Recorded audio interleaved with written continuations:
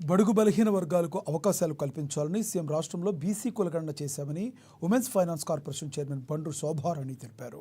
BC కులగణన తర్వాత రాష్ట్రంలో ఇతర పార్టీలకి కాలం చెల్లిందని ఆరోపించారు. కొత్తగా కవిత బీసీ నినాదం ఎత్తుకుందని విమర్శించారు. బీసీల గురించి మాట్లాడడానికి బీఆర్ఎస్లో ఒక్క బీసీ నాయకుడు లేడని, తెలంగాణ ఉద్యమ సమయంలో తెలంగాణ రాష్ట్రం వస్తే దళిత సీఎం అని కేసీఆర్ దళితుల్ని మోసం చేశారని ఆరోపించారు.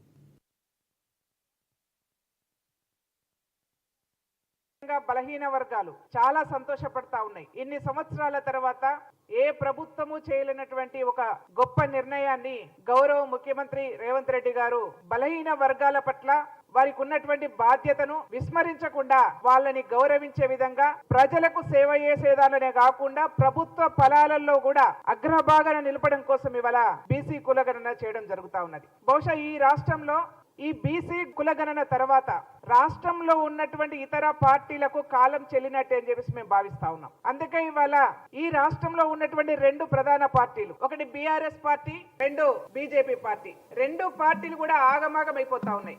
పొద్దున లేచి వాళ్ళు ఏం మాట్లాడుతున్నారో అర్థం కావట్లేదు. మనం చూసినాం కవితమ్మ గారు లిక్కర్ బిజినెస్ లో అరెస్ట్ అయి బయటకు వచ్చిన తర్వాత బహుశా ఆమె బీసీ నినాదంతోనే బయటకు వచ్చి బీసీలకు నేను ఏదో చేస్తా అని చెప్పేసి మాట్లాడినారు.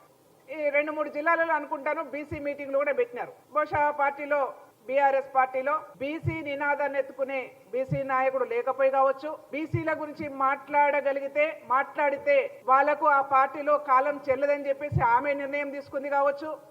మాట్లాడడానికి జంకి కూడా ఉండొచ్చు ఎవరైనా బీసీలు ఉన్నా కానీ.